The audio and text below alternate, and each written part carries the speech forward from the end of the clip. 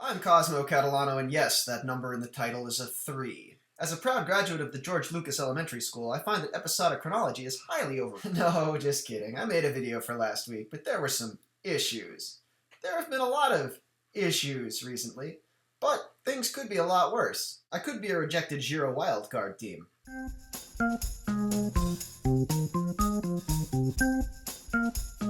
Team Colombia, absolutely deserving. They lit up the race, and even without any stage wins, they deserve to be back. Bardiani Valvole, oh come on.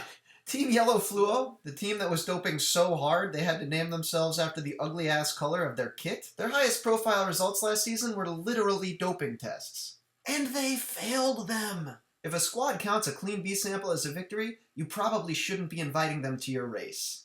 Oh man, and I'm sure Oxfam International is amped to have sponsored the Giro Leaders jersey now. I mean, why would they want exposure in the US or Swiss or South African markets when they could get eyeballs from the same rabid Italian tifosi who will be watching the race anyway? Ah, I see why they didn't pick IAM Cycling. It's all right here in this cycling news post. No additional pressure at IAM Cycling for Chavanel. He's not going to be motivated to get results. Then again, that assumes someone would have actually clicked on such a rabidly unreadable headline. I mean, I'm not saying you gotta be, upworthy about it or anything, but come on, give me something to go on. That story has all the appeal of a sweaty helmet pad.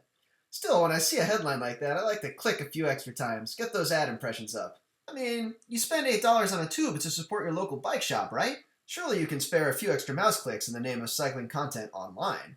Or money. Money might probably be good too. Sure, most news sites are owned by heartless media conglomerates these days, but come on. Who's going to pick up the slack at Future PLC for the declining ad revenue at Simply Crochet? The Rabo women's cycling team had its rollout this Wednesday. You may remember sponsor Rabobank from a few years ago in men's cycling. The squad that's now Belkin was formerly Rabobank until the company paid the team to stop using their name. Now, why does that sound familiar? Oh yeah, I wouldn't exactly say the sponsorship is rosy for women's cycling, but it is interesting to note that companies seem to have increased comfort with the women's side of the sport, especially when the team formerly known as Argos-Shimano almost folded when a sponsor referred to only as an American charity suddenly pulled out. I'm glad they landed on their feet, but I'm gonna miss Team Salvation Army. Team Live Strong, it's Team Club for Growth. Is that even a... Hey, is it road season yet? No! Yeah, I know. I was in Boulder last weekend watching the US Cyclocross Championships and helping make it so all of you could watch too. I got to see Ralph Focus's Zach McDonald decide he was done racing for the day and start drinking a beer while he was still on the course. I've got nothing against post-race beverages, but at least step over the tape first before you start drinking a beer. Especially if, despite the DNF, you still think you're going to make the World Championships team.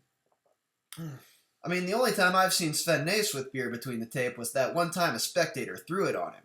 I don't want to sound like I'm obsessed with some sort of code of proness. I wouldn't personally wear a sleeveless jersey, but if Marcel Kittel wants to, that's fine with me. I mean, first of all, his tan lines are actually kind of disturbing, but more importantly, if a dude wins 4 stages of the Tour de France, he can wear whatever he wants to. Isn't that right, Chippo? Don't get me wrong, it's good that we have our own brand of cyclocross here in what our previous president used to call America.